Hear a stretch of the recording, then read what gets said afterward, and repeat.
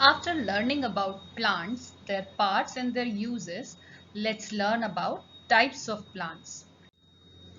Now, when we talk about types of plants, you can see certain names here. आप यहाँ पर कुछ नाम देख सकते हैं.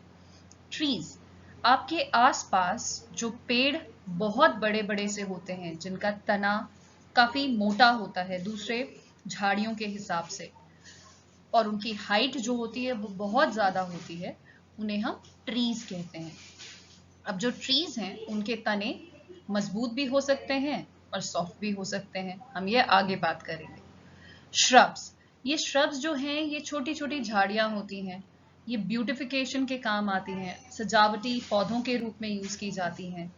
बाउंड्री बनाने के लिए इनका हेजेस की तरह भी यूज होता है. ठीक है. देन हर्ब्स, हर्ब्स ऐसे प्लांट हैं जिनमें मेडिसिनल क्वालिटी होती है, यानी उनका हम दवाइयों की तरह यूज कर सकते हैं.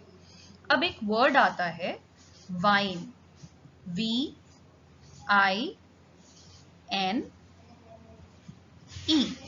इस वाइन का मतलब होता है बेल. ठीक है. आपने बेलें देखी होंगी. ये ऐसे पौधे होते हैं जो जिनको किसी सहारे की जरूरत होती है.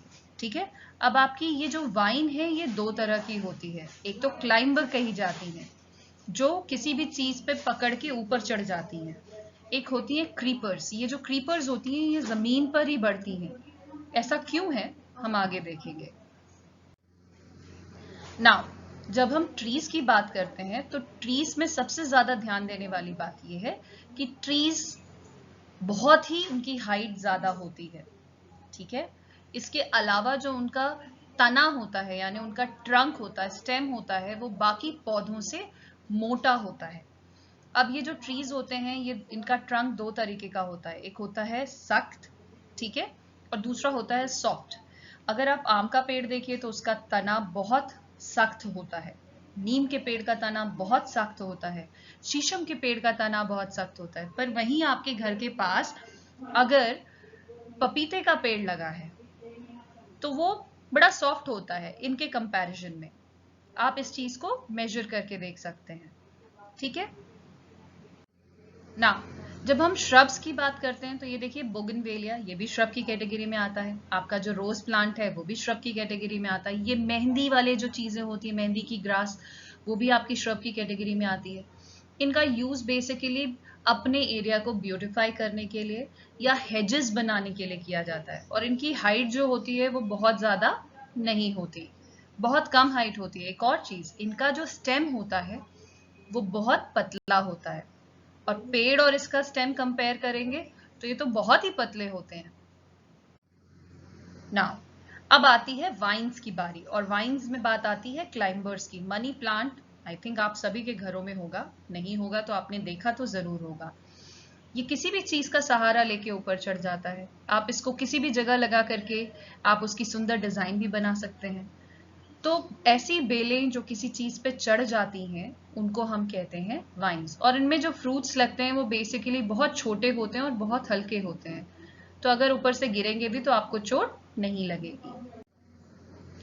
अब आप यहाँ पर देख सकते हैं पंपकिन एंड वाटरमेलन, यानी कद्दू और तरबूज.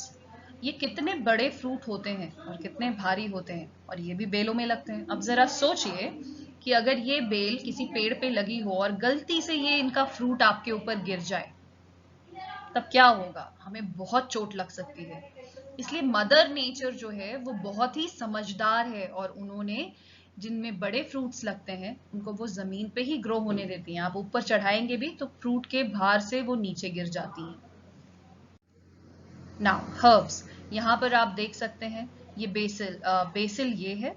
ये आपकी जो धनिया है जिसे हम कहते हैं कोरिएंडर, उसी का एक तरह का फॉरेन कंट्रीज में मिलने वाला प्लांट है सिलेंथ्रो, ये वो है. ये पुदीना जिसे हम मिंट कहते हैं, तेज पत्ता यानी बे लीफ, एंड तुलसी. इन सब की अपनी अपनी मेडिसिनल प्रॉपर्टी है. तुलसी आपको कोल्ड एंड कफ में हेल्प करती है, इसी तरह से बेसिल भी. साथ ही ये खाने में यूज किए जाते हैं खुशबू के लिए. उसी तरीके से धनिया और आपका सिलेंथ्रो यानी कोरिएंडर एंड सिलेंथ्रो, ये डाइजेशन में बहुत हेल्प करता है, प्लस खाने में अरोमा यानी खुशबू बढ़ाता है, प्लस ये आपकी जो बेड ब्रेथ की प्रॉब्लम है, यानी अगर आपके मुंह से गंदी स्मेल आती है तो उसको भी रोकता है। इसी तरह से पुदीना यानी मिंट भी आपकी डाइजेशन में हेल्प करता है, आपकी बेड ब्रेथ को दूर रखता है। प्लस ये बहुत सारे आपके क्रीम्स वगैरह में भी यूज होता है। इसके अलावा बे लीफ का भी डाइजेशन से रिलेशन है।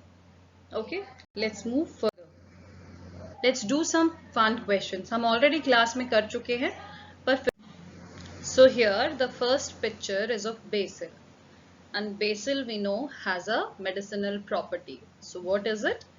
It is a herb, right? Now you can see this is a brown trunk, hard end. इसका height भी अब ज़्यादा होगा, ये tree है. So the answer is tree. अभी आपको ये bush दिखाई दे रही है और ये hedge की तरह है. So what it will be? It will be a shrub. And then we can see that again shrubs are being used for beautification. So here also we'll have shrub. ये bell दिखाई दे रही है, and we know हमने यहाँ पर creeper भी नहीं बोला, क्लाइंबर भी नहीं बोला, बेल दिखाई दे रही है और हमारे पास ऑप्शन में वाइन है. So हम जानते हैं वाइन का मतलब बेल होता है. This is a diagram of mint यानी पुदीना. पुदीना also has medicinal properties, so it is a herb. Okay, now let's move further. So this is a match the following. Now let's see where is the tree. So here are the trees. Then where is the shrub? Here is the shrub. Herb हम बाद में करेंगे क्योंकि हम identify नहीं कर पा रहे कि इसमें से herb कौन सा है. So let's see climber कौन सा है.